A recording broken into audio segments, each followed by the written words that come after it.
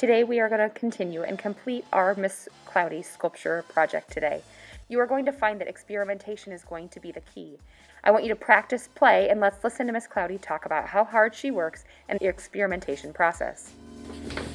When I do a mural, so it can be like maybe 10 feet by 10 feet, it can be like 10,000 fold to do by hand. Yeah, it can be insane.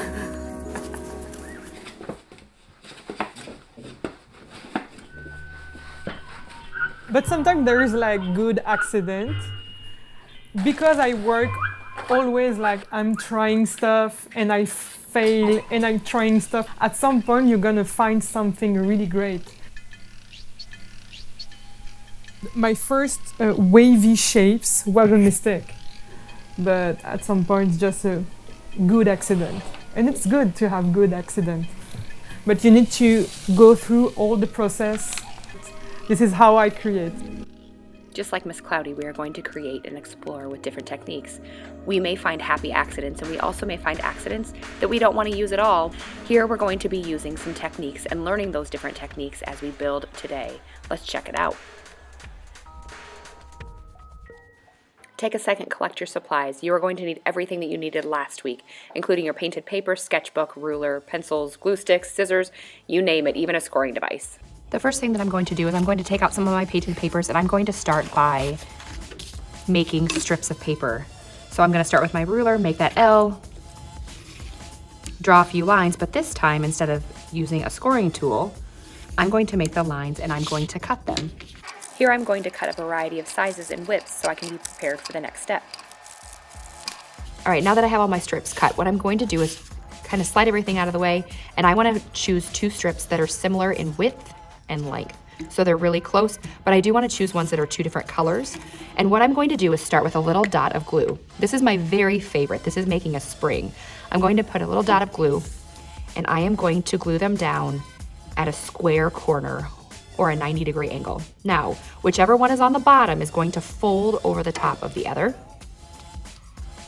And I'm just going to continue to do that as I crease. Whichever one is on the bottom creases over, whichever is on the bottom, and I continue to do that until it's all the way folded. When I'm done, I'm going to open the last tab, put a little dot of glue, and glue those pieces in place. I hold down for 10 seconds just like I have before, and as I pull it apart, check that guy out. So I can see that I have all the colors. That's the great part about coloring both sides with the complementary colors, because as I'm starting to build different pieces, I'm going to see them. I then can find a place for it to go, or I can place it off to the side and continue to build and create. Next, we're gonna work on how to make loops, which is something that you're going, Mrs. Hewitt, of course I know how to do that. But we can also take our loop and turn it into something different, like a square or a triangle. Those are called extrusions. I tried to look it up online to find exactly where that came from, but I'm not quite sure. I'm guessing it's from a clay term that's almost like like the little hair guys that you see in your Play-Doh, where you push it together and it creates the hair. That's an extruder. But clay also has extruders where you can create things like squares or triangles, and it creates almost like a straw form. So I can do this. I might create a little foot where I can then use a little bit of glue and glue them down. Now, if I want to, I can also place them together. So instead of just stacking one on top of the other, I want them to sit, and I want to start building them up. So what I'm going to do is take a little piece of scissor, or take my scissors, I'm gonna make a little snip here. But what I need to do is figure out exactly where that's going to sit. So it's going to sit about here. So I just keep my fingers there. Nope. Snap your fingers. And then what it can do is I can just slide that in there. So I'm creating a slot in order for them to sit on top. Now here's what's tricky. If I look at this piece right now, it's not going to be able to sit down. Now what I'm gonna do is make tabs, and I'm going to cut pretty even pieces. And actually move this out of the way for a second. Then what I can do is I can fold one back. Now it's important to fold the other back as well, otherwise that tab won't touch the paper as I'm going to fold. You might need to cut your corner. And so every time I'm doing an opposite, that will also create an interesting pattern on your paper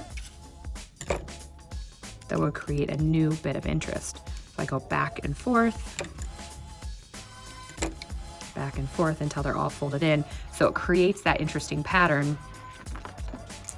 I can then use glue on each of the tabs. Find a place to press, take my loop, find its home, and now it's sitting interestingly on my artwork. I can go ahead also and continue to build that up if I want to stack up higher. I can continue that tab idea, but this time what I want to do is just be able to stand this paper up without needing to have a serious form. I can let this stand up on its own. So I put glue on each tab. And this allows me to have a little reveal. I can curve it or shape it however I choose. I can do more of these so then the view from the top changes as well. The next piece is called a quill or a curl. Just like you curl somebody's hair or long hair with a curling iron, you can wrap around a round object and roll, give it a little squeeze. If you let go, then you have a curl or a coil. It's also called a quill, is an art word for it. If you want it a little looser, you can just run your fingers along it and it will loosen it up. That will allow you to make a roller coaster. You can keep it curled like this so that it's viewed from that perspective. One of my favorites is fringe. This one is a lot like the tabs, where you cut strips of paper.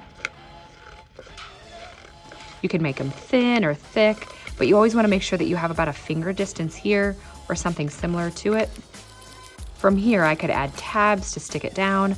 I can roll it to create a coil or a loop. Use a bit of glue. You can pull those tabs back so they're revealed with the other color or the complementary color. And what I'm going to do, because right now this piece doesn't stick off very far, I'm going to go ahead and give it just a little bit of a cut. I'm going to let it sit within here.